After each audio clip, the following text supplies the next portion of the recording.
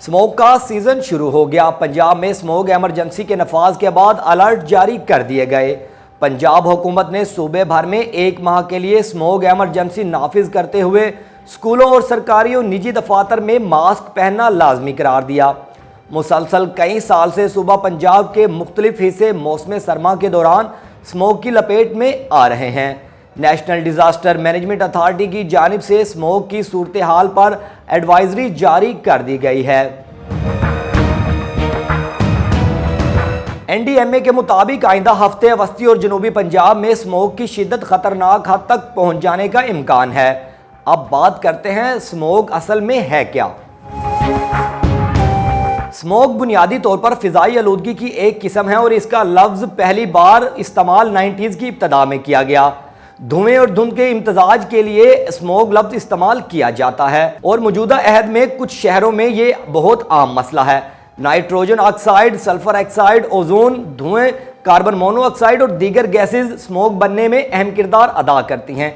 इसकी 2 अकसाम हैं, photochemical smoke और इंडस्ट्रियल स्मोक। सबसे पहले डिस्कस करते हैं कि फोटोकेमिकल स्मोक क्या है।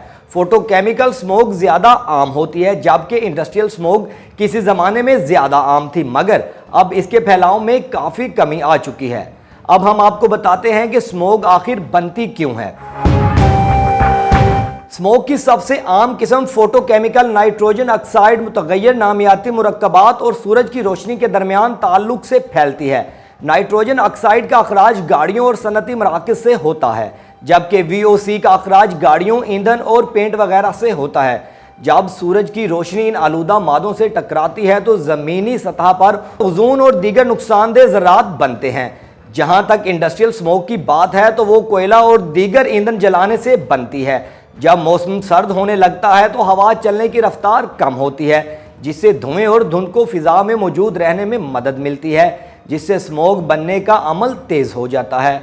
आसान अल्फाज में पेट्रोल या डीजल से चलने वाली गाड़ियों से खारिज होने वाला धुआं, सनती प्लांट्स का धुआं और फसलें जलाना स्मोक बनने की बड़ी वजूहात हैं। स्मोक सेहत पर मुतअद्दिद मनफी असरात मुरतब कर सकती है, जैसे सांस लेना मुश्किल हो सकता है, खांसी, सीने में तकलीफ, दमे की अलामात की शिद्दत बढ़ना, हार्ट अटैक या फालज का खतरा बढ़ सकता है। इस तरह ये जहरीला धुआं फेफड़ों को शदीद नुकसान पहुंचा सकता है।